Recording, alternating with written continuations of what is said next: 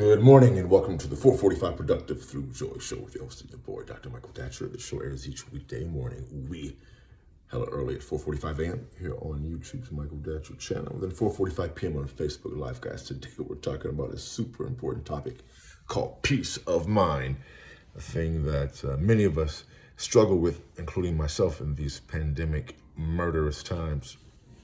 So let's dive right into the topic. And so broadly, peace of mind can be defined as essentially an overall mastering of feelings like resentment or guilt or anger. We all have those feelings, of course, but those feelings can easily dominate one's consciousness. I know I've had those feelings dominate my consciousness. Someone does us wrong, we're like, ooh, you know, and that wrongdoing done to us haunts us.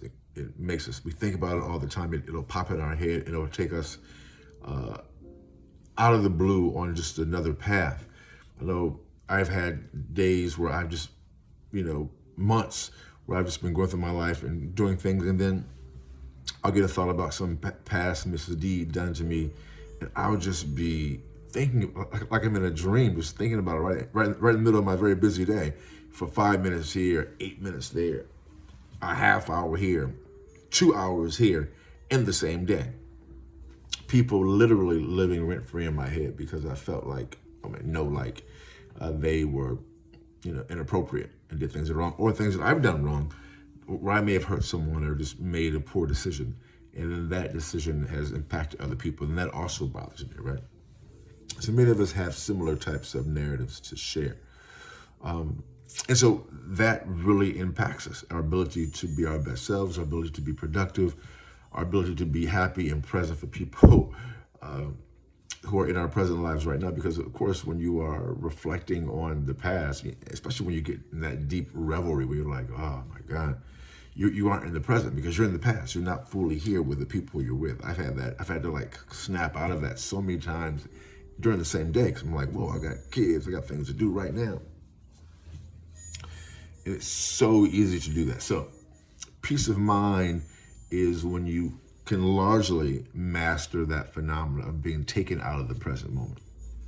Well, how do you do that? Because many of us have had trauma and experienced difficulties. How do you deal with your past so it doesn't debilitate you, as it has many of us?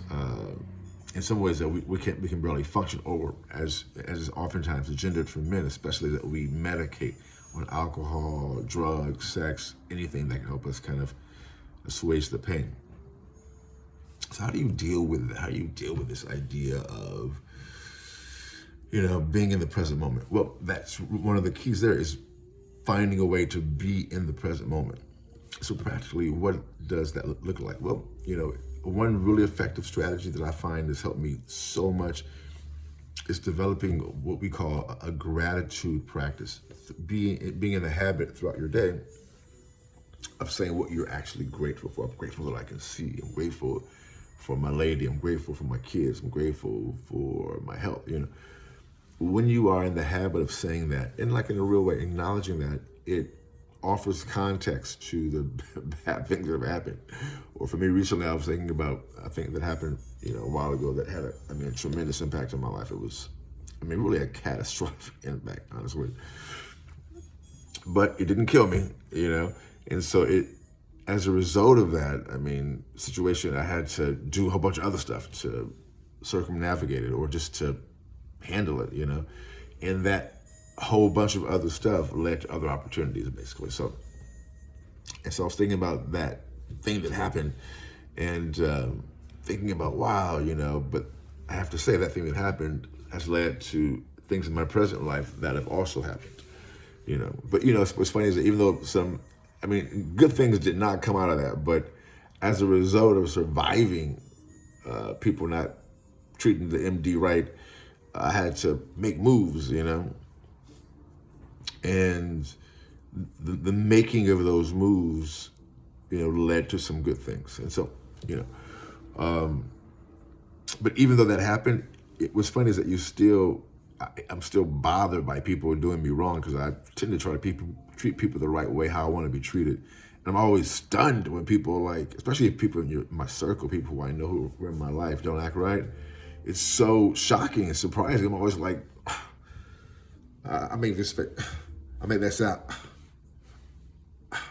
I make this face and that little sound, because I'm always, many of us have their own reaction, their own facial expression. Because I'm always just so stunned. I'm like, what? And so, as a result of the intensity, because when people in your circle do you wrong, you're just you're not expecting that. You don't have your defenses up because they're in your circle. They're inside the family, right? Inside the fences, inside the gates. And so when it hits you, it's so unexpected. Oftentimes, it's so hurtful because you don't want to live a life. I mean, I guess some people do this. Some people bind to the Machiavellian idea that you keep your friends close, you keep your enemies closer. I think that's very poor advice. You don't want to have people around you who you cannot trust unless you really have to for some reason, right?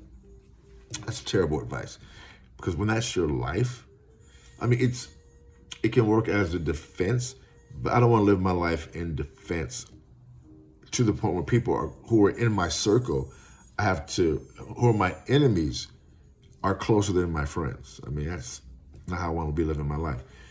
I know people actually live that way, because in a way, it's if your enemies are close, you can watch them, but you're always watching and being watched. And you're also giving people access to you, so you're always in a defensive crouch. I mean, I don't want that for my life, but there are benefits to that strategy, but the detriments are so destructive. I don't want that. So anyway, so when someone in your circle hurts you, it's always devastating, and so that stuff, it robs you of your peace of mind, right? And so having a gratitude practice helps to balance out that particular phenomenon. And then lastly, if you can develop that, which I think is totally possible, just, in a more practical way, I keep on my wrist pyrite and tiger's eye, which are like stones that my lady Carmen hit me to with, which historically have meaning in the Egyptian context. It's been ancient Egyptian, in the Kemetic context. Egyptians, who the folks we call Egyptians now, called their land Kemet, KMT. There were no vowels in that script, so folks who were scholars put in the vowels A, E, or I. So it's Kemet, Kamit, Kamit, Kam. It's the root word for black. They call themselves the land. They call Kemet the land of the blacks. They call themselves Kamau, Kamau, Kamau, black people. Just a little. That's a note. So in Kemet, the tiger's eye stone was a stone that symbolized use for protection, and pyrite was a stone used to symbolize, promote kind of abundance. Anyway, so I have these two bracelets on my wrist, and so when I'm going through my day and I have a thought that's crazy or that's I'm being taken out of the present, I'll snap my bracelet to remind me, like, oh, I'm not in the present. And so you may want to get some bracelets or a little rubber band, whatever you want to use, that when you have those thoughts that take you out of the present, just kind of snap yourself. For a while there, I was snapping myself so much, I kind of hurt my wrist. I didn't hurt it, but it was like, it's a little, it was too much. But that was symbolic of what I was going through. I was like, boing, boing, boing, boing, boing, because my mind was like, like during COVID and all. Then COVID happened, it was like, I was having a rough time, guys. Oh, man. When people betray you during an international pandemic, it's bad. Just heads up.